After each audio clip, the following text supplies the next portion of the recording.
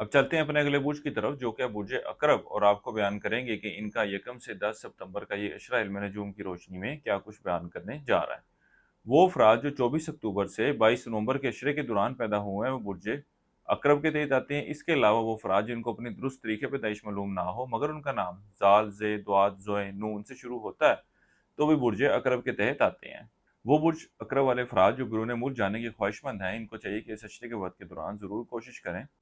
इस अशरे का ये वक़्त इन मामलात के हवाले से खासी मस्बत सूरत हाल की निशानदेही करेगा, यहाँ तक कि ये सफ़र आप तलीम के सिलसिले में भी कर सकते हैं, और वो अफराद जो नौकरी के हसूल के लिए कोशिश करना चाहते हैं, इनको भी चाहिए कि इस हवाले से ज़रूर कोशिश करें। इसके अलावा वो अफराद जो विरासती मामलात का शिकार हैं, विरासती मामलात को लेकर परेशान थे, इस अशरे के वक़्त के दौरान इन मामलात के हवाले से भी मस्बत तब्दीलियाँ रूनुमा होती हुई नज़र आएँगी। इस अशरे की 3 तारीख से शुरू होने वाला वक़्त आपके अपने बड़े बहन भाइयों, यार दोस्तों के साथ मेल मुलाकात और इनसे वाबस्ता कामों के हल की तरफ इशारा कर रहा है।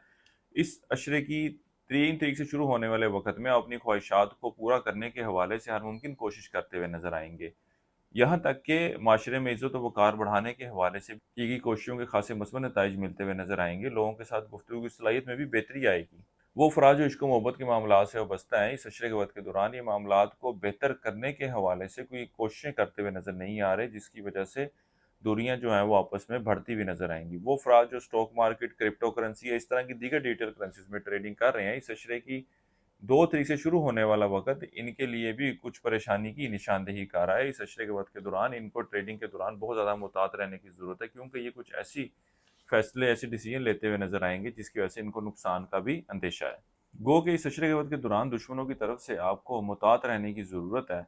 ये आपके खिलाफ साजिशों में मसरूफ़ रहेंगे, लेकिन वो मुनाज़ पेशा अफराद जो इन मामलात के हवाले से खासी परेशानी में मुब्तला हो चुके थे, अब इनकी परेशानी में कुछ कमी वाक़या होती हुई नज़र आएगी। लेकिन ऐसा नहीं है कि इनकी तरफ दुश्मनों की तरफ से साजिशें या दफ़्तरी माहौल में जो इनके खिलाफ प्लानिंग की जा रही है, उसमें कोई कमी के साथ-साथ कोई ख़ात्मा भी हो जाएगा, ऐसा नहीं है। कुछ कमी तो देखने में आएगी, कुछ मामलात आपके हक़ में तो फ़ेवरेबल होंगे, लेकिन मुकम्मल तौर पर आपके मुख़ालफ़ीन, आपके दुश्मन जो हैं वो साइड पर होकर बैठते हुए नज़र नहीं आ रहे। इसके अलावा वो बुर्ज अक़रब वाले अफ़राद जो माली मामलात को लेकर परेशान हैं, इस अशरे वक़्त के दौरान भी इनकी ये परेशानी दूर होती हुई नज़र नहीं आ रही, यहाँ तक कि कोई बड़ा खर्चा भी इनके सामने आता हुआ नज़र आ रहा है।